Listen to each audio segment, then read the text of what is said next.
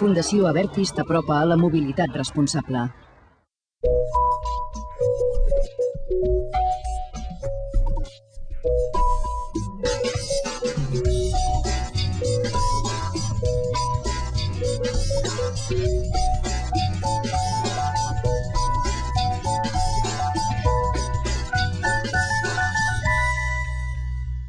Quin mal! Es nota que fa temps que no vaig amb bici. Me l'ha deixat un col·lega perquè la provi. Estic pensant de comprar-me'n una per anar de casa a la facultat. Però ja veig que s'ha de vigilar amb el trànsit i amb els vianants. I sí, molt bonic tot això d'anar amb bici, mirar el paisatge i tota la pesca, però no. S'ha de circular amb atenció i anticipar-se als perills. I ara adaptaré l'alçada del seient a la meva mida, per seguretat i perquè el meu cul segur que m'ho agraeix.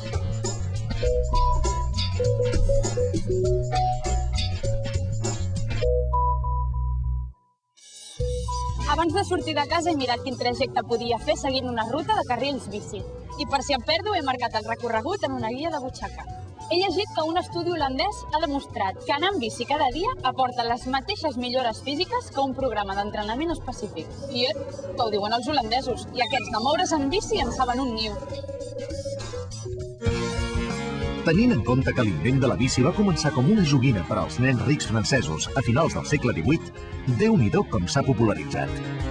Hi ha ciutats europees com Ginebra o Amsterdam en què la bicicleta és el transport estrella. De fet, a Holanda, les ciutats compten amb 18.000 quilòmetres de carrils bici i amb senyalització pròpia. Aquí no arribem a tant, però estem avançant. Per exemple, fent compatible l'ús de la bici amb altres transports, pujant-la al tren, als ferrocarrils o al metro, tot i que en aquest últim encara hi ha massa escales. Em dic Usman, soc mecànic. Tinc moltes bicis. No una, ni dues, ni tres, però sí que tinc 5 bicis.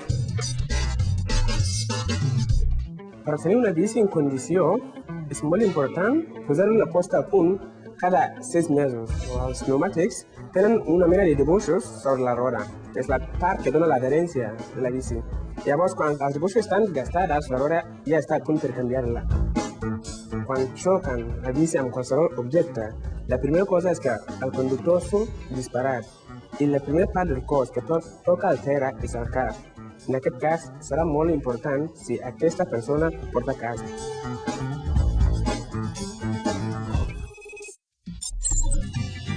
Per aquí, aquest és el meu carril. El senyal rodó de color blau amb una bici blanca dins i aquesta altra dibuixada a terra assenyalen una via específica per bicicletes i prohibeixen utilitzar-la a la resta d'usuaris. Si a la calçada no hi ha carril bici, prefereixo anar per la vorera. Però atenció, només hi puc anar si té més de 5 metres d'amplada i a una velocitat màxima de 10 km per hora. I si hi ha molta gent, tampoc hi podré circular. Uf, ara ja sí que és impossible. He de seguir a peu. Ara mateix estic incomplint l'ordenança municipal sobre la circulació de bicis, quan diu que els vianants poden creuar un carril bici, però no ocupar-lo ni caminar-hi. Si som usuaris de la bici tenim drets, però també obligacions. Informa-te'n, perquè no saber les normes no t'allibera de complir-les. Pel carril bici no es pot anar més de 20 km per hora. Està prohibit circular pel carril bus i conduir sobre una sola roda o agafar-se a vehicles en marxa. N'hi ha que van en bici els caps de setmana o només un dia, de tant en tant. Aleshores no caldria comprar-la. Moltes empreses es dediquen al lloguer de bicicletes. Altres iniciatives les impulsen els ajuntaments, responsables de la mobilitat dels ciutadans. És el cas del Bici, a Barcelona. Aquest sistema de transport públic funciona perquè la gent el troba útil, pràctic i sostenible. I ha tingut tant d'èxit que s'ha hagut d'ampliar per adaptar-lo a la demanda. Ho he decidit. Passo d'embussos, d'horaris, de pagar pàrquing, assegurances i gasolina. Només dependré de la força de les meves cames. Amb la bici puc traslladar-me al meu ritme i tinc una sensació de llibertat que m'encanta. I a sobre no contamino. Guai, no? Vaig a provar unes quantes bicis més.